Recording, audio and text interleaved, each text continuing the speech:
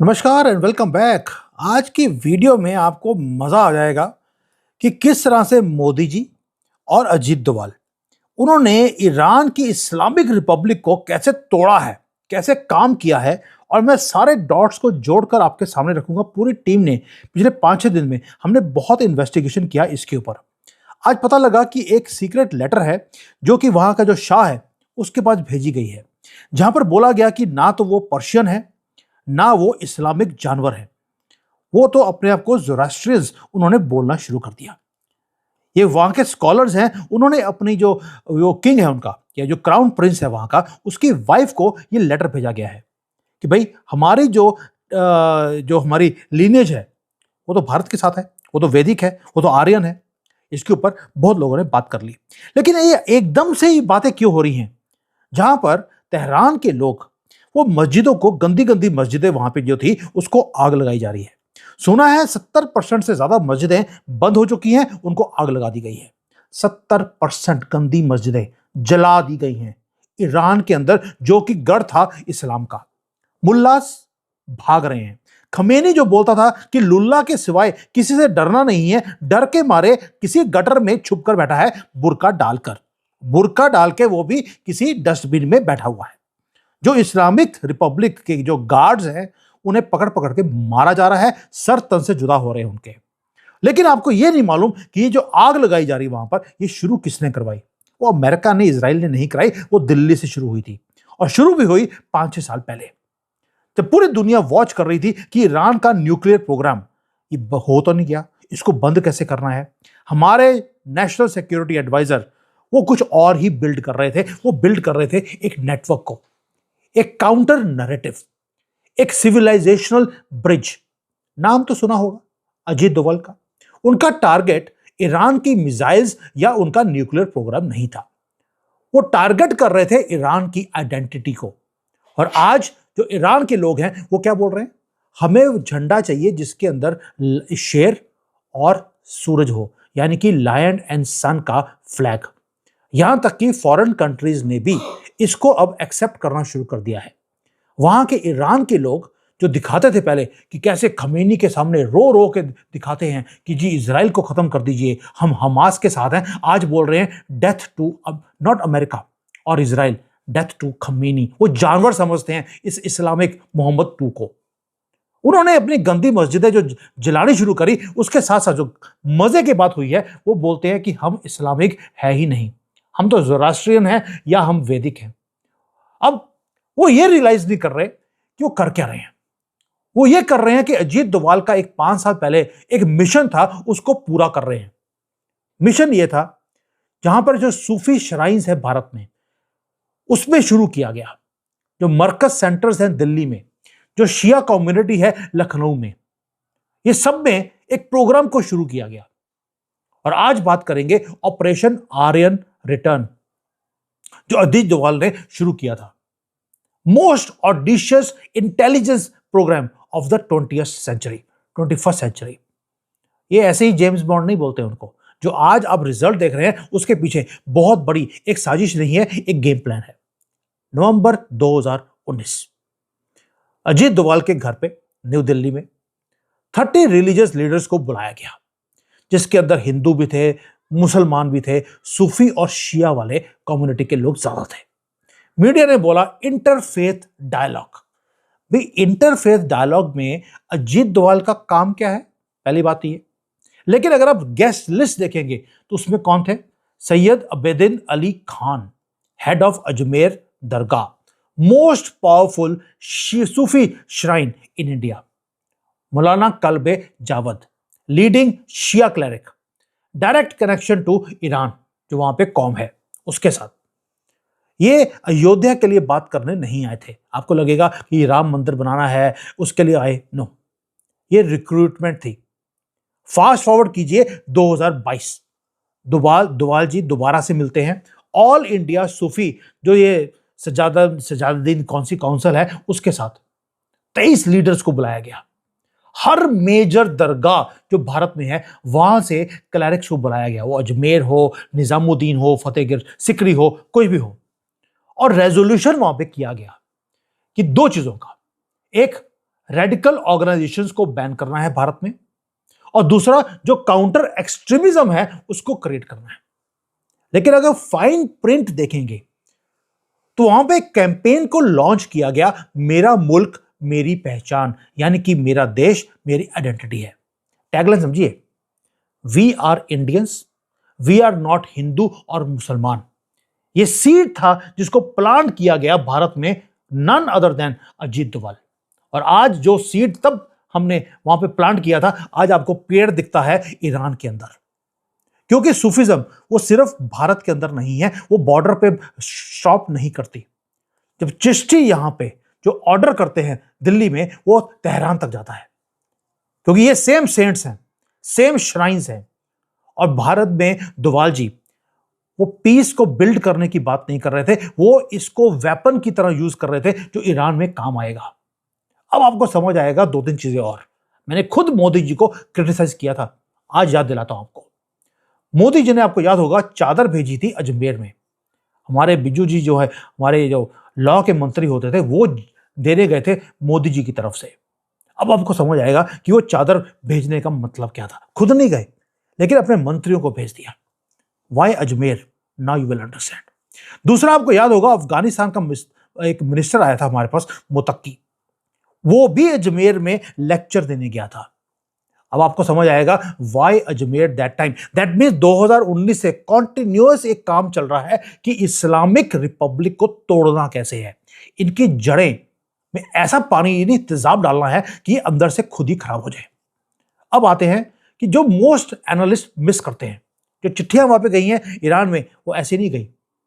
उसका रीजन है कि भारत में जो शिया पॉपुलेशन है वो बहुत छोटी है, लेकिन वो स्ट्रेटेजिकली पोजीशनड है। आप सिटीज देखिए, लखनऊ में, हैदराबाद में, कश्मीर में, and they are not just culturally connected to Iran, वो थियोलॉजिकली लॉयल भी हैं ईरान के साथ। एंड फॉर 30-40 ईयर्स ये प्रॉब्लम बन गया था भारत के लिए। जो भारत के शियाज हैं वो खमेनी को दिखते थे as their Muhammad too, as their imam. लेकिन डोभाल जी ने वहीं पर एंटर करके फ्लिप किया पूरी की पूरी स्क्रिप्ट को। उन्होंने लॉयल्टी के साथ फाइट नहीं किया, बस लॉयल्टी को थोड़ा सा रीडायरेक्ट कर दिया। आप देखिए मार्च 2020 में क्या हुआ था। निजामुद्दीन मरकज में क्राइसिस हुआ। आपको याद है ये वो टाइम था जब कोविड पीक पे थी, सुपर स्प्रेडर हो गया था कोविड। जो जमात के लोग हैं, तबलीगी जमात वाले, वो रिफ्यूज कर रहे थे कि वो इस एरिया को खाली नहीं करेंगे, और वो स्प्रेड कर रहे थे, स्प्रेड करने में लगे थे कोविड को। इमरजेंसी हो गई थी हेल्थ में, और कौन आया रात के 12-1 बजे? अजीत डोभाल। 1 घंटा बात करी उन्होंने, और 2300-2400 लोग जो फंसे हुए थे उस एरिया में, उनको बाहर निकाल दिया गया। ना गोली चली, ना फोर्स यूज किया, ना वायलेंस। सिर्फ डोभाल जी ने अपने इन्फ्लुएंस को यूज किया और मैसेज भेज दिया खमेनी को। तभी बोल रहा हूं अजीत डोभाल वर्सेस खमेनी है ये। मैसेज था ईरान को कि हमारे भारत में नैरेटिव जो है वो हम कंट्रोल करते हैं, और इसके ऊपर जो रिलीजियस अथॉरिटी है वो हमारे पास है, और हम पूरी की पूरी कम्युनिटी को हम मूव कर सकते हैं विदाउट यूजिंग द आर्मी। अब आते हैं 2026। ये तो हो गया बैकग्राउंड। 19 में, 20 में, 23 में हमने क्या किया। 2026 में डोभाल जी एस्टेब्लिश करते हैं एक AISSE का सेंट्रल ऑफिस निजामुद्दीन वेस्ट में। ये वॉकिंग डिस्टेंस है कहां से? मरकज से। ये सेम मरकज है जिसकी ब्रांचेस ईरान में भी है, कराची में है, ढाका में है। दोबारा बोल रहा हूं, मरकज जिसकी ब्रांचेस तेहरान यानी कि ईरान, पाकिस्तान, बांग्लादेश, ये तीनों आपके लिए प्रॉब्लम थी। ये सिर्फ एक रिलीजियस सेंटर नहीं है, ये इंटेलिजेंस का हब बन चुका है। और इसके जो प्रीस्ट हैं वो अब स्पिरिचुअल लीडर नहीं रहे, वो आपके एसेट्स अजीत डोभाल ने कन्वर्ट कर दिए। ये ऐसे नहीं है कि वो अटैक करने जाते हैं, ये सारे जानवर इस्लामिक भारत के अंदर वो पकड़े जाते हैं, क्योंकि उन्हीं के स्पिरिचुअल लीडर अब आपके एसेट्स बन गए। अब आते हैं where this all things becomes even more nuclear. ये बहुत इनसाइट्स हैं जो मैं लेके आ रहा हूं आपके सामने।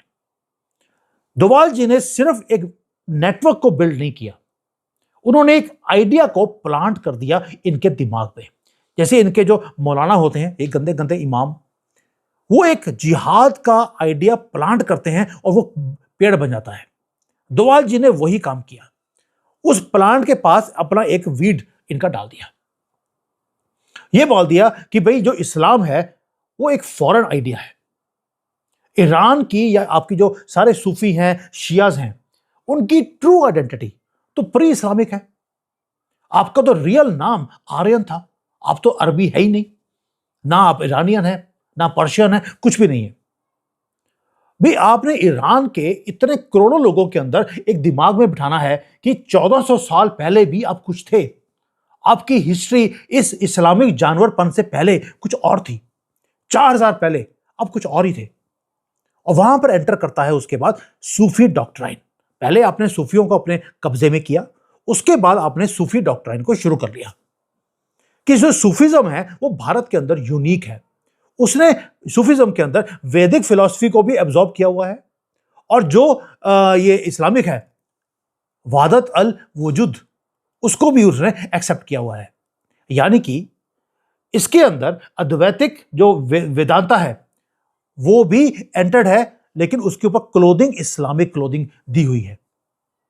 और जो इंडिया के सूफी हैं वो कुरान को ही सिर्फ कोट नहीं करते, दे कोट रूमी, हफीज, ये सब कुछ अजीत डोवाल ने इनको समझाया कि जो पर्शिया के जो पोएट्स थे वो तो प्री इस्लामिक ईरान को अभी भी सेलिब्रेट करते हैं, जिन्होंने ज़ोरास्ट्रियंस को राइट अप किया था।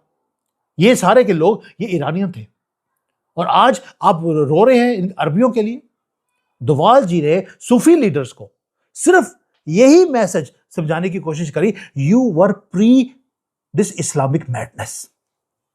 और आप जो बोलते हैं कि भाई इस्लाम तो पीसफुल है, सूफी जो थे वो पीसफुल थे, नॉट इस्लामिक। इसलिए इनकी मेमोरी को रिफ्रेश करने का काम पिछले 5-6 साल से अजीत डोवाल लगे हैं। और इनको यह याद दिलाया गया कि आप तो कन्वर्ट किए गए तलवार की नोक पे।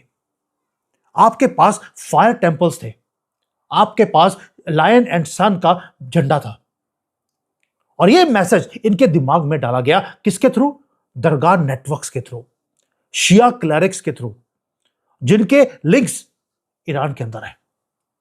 और ये फिर उसके बाद कल्चरल एक्सचेंजेस किए गए बिटवीन दिस सेंटर्स, इंडिया से ईरान की तरफ, थ्रू डायस्पोरा चैनल्स। और 2025 तक ईरानियंस ने प्रोटेस्ट करना शुरू कर दिया, एंग्री अगेंस्ट खमेनी, क्योंकि उनको याद आ रहा था कि उनका फ्लैग जो था, जब तक उसके अंदर लायन एंड सन थे, दे वर राइजिंग, दे वर अ सिविलाइजेशन। अब तो जानवर बन गए हो। और ये जो डोवाल जी का नेटवर्क क्रिएट किया हुआ, ये एम्पलीफाई किया है इतने सालों में। ऐसे नहीं बोल रहा हूं आपको कि it is Doval versus Khamenei now. अब आते हैं कि मेमोरी तो आपने रिफ्रेश कर दी, सीड्स आपने उनके दिमाग में डाल दिए, क्या ये इतना इनफ है? उसके बाद ये बोलेंगे प्रूफ कितने हैं? भाई आपको साइंस का और ये प्रूफ देने पड़ते हैं, उसके बिना तो ये मानेंगे नहीं। इसमें आते हैं एकेडमिक वेपन। डोवाल जी ने कई बार जो स्कॉलर्स हैं इस्लामिक, उनके साथ मीटिंग्स करी, हिस्टोरियंस के साथ, लिंग्विस्ट जो लोग हैं उनके साथ, लोगों ने जिन्होंने डॉक्यूमेंट किया था वैदिक और इनका जो कनेक्शन है ईरान का, उसके लिंक्स को डॉक्यूमेंट किया कि भाई हमारे जो गॉड्स हैं वो तो सेम है, बस आपने उसके मीनिंग्स केवल उल्टे कर दिए।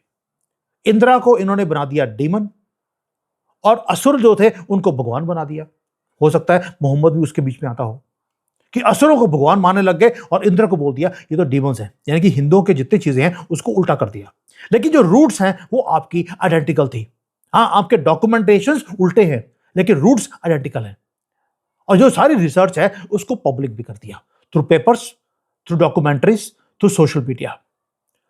जो ईरानियंस हैं उसको दिखाया कि आपकी जो लैंग्वेज है वो तो संस्कृत से मिलती है, और आपकी जो वेस्टर्न है वो और Sanskrit, they are like siblings. हम बोलते हैं यजना, ये बोलते हैं यासना, हम बोलते हैं मित्र, ये बोलते हैं मिथरा।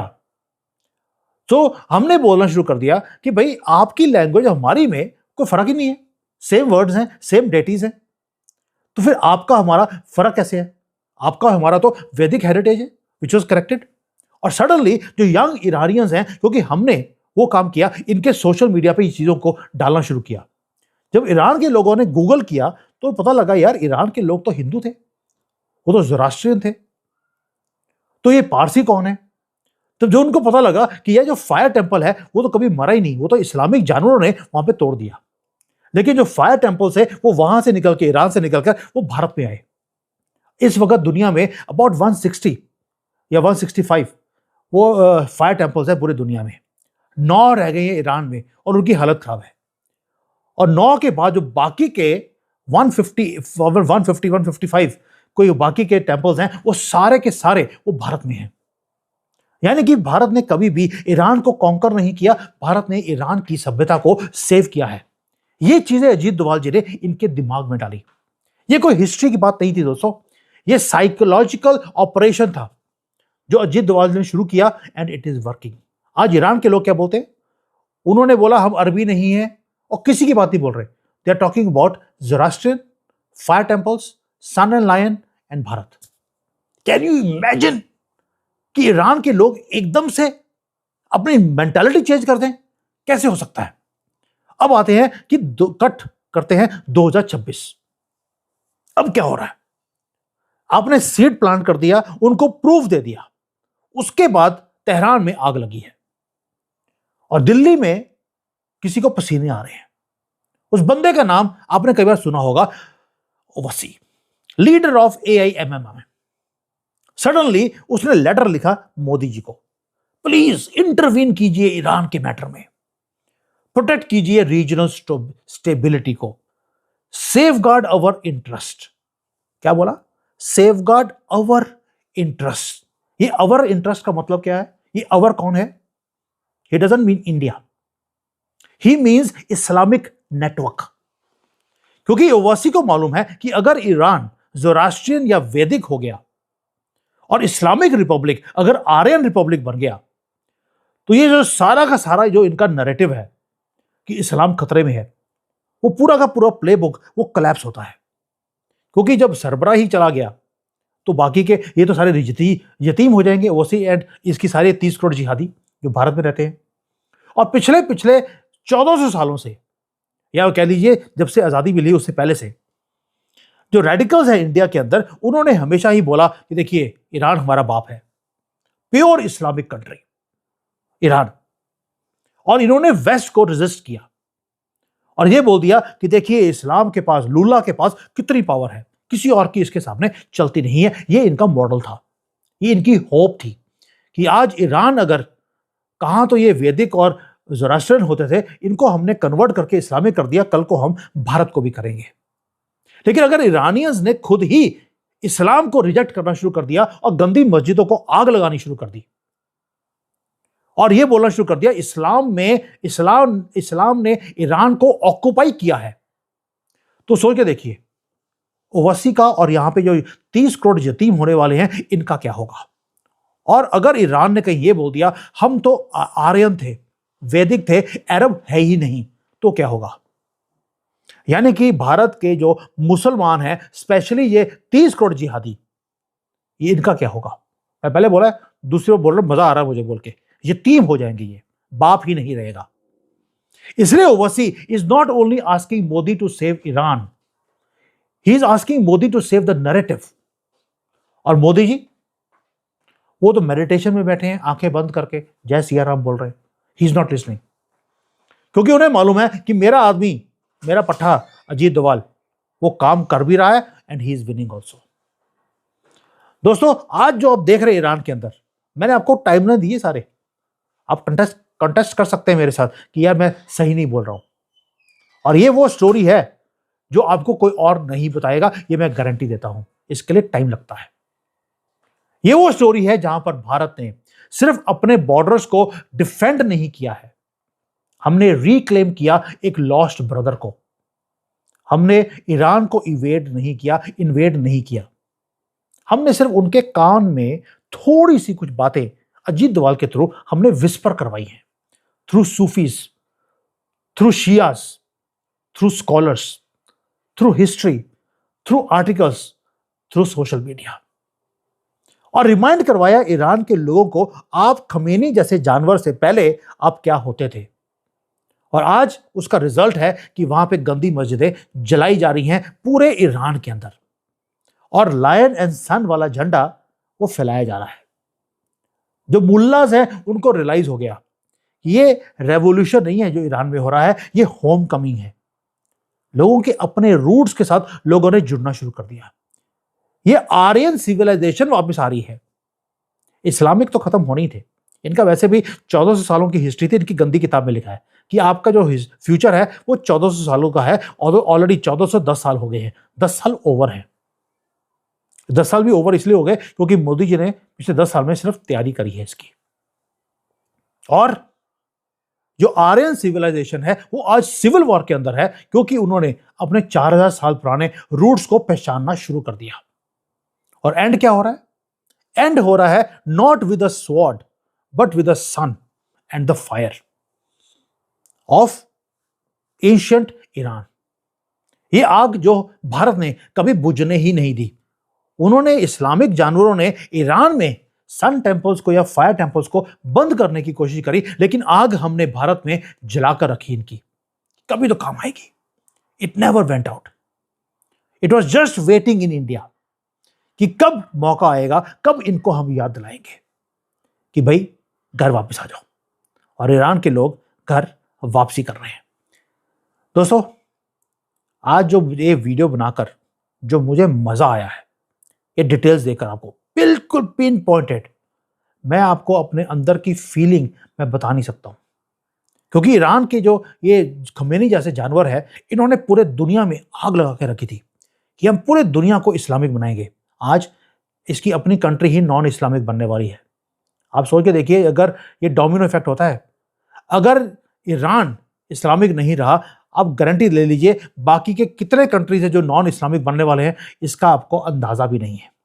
अब मजे की बात, एंड में एक और बता देता हूं आपको।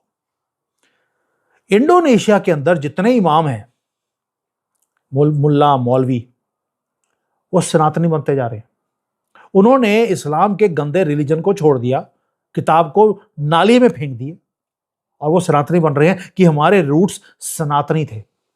इंडोनेशिया में हो रहा है। अगर आप चाहेंगे तो मैं उसके ऊपर भी पूरी डिटेल्स निकालकर आपके लिए वीडियो बना सकता हूं। अब इससे ज्यादा खुशी की बात और क्या होगी कि ये जो बाकी की कंट्रीज हैं वो सारे वैदिक बनते जा रहे हैं, सनातनी बनते जा रहे हैं, और देश के अंदर हमारे जो 30 करोड़ जिहादी इलीगली 1947 से रह रहे हैं, ये यतीम होने वाले हैं। इनका कोई बाप ही नहीं रहा।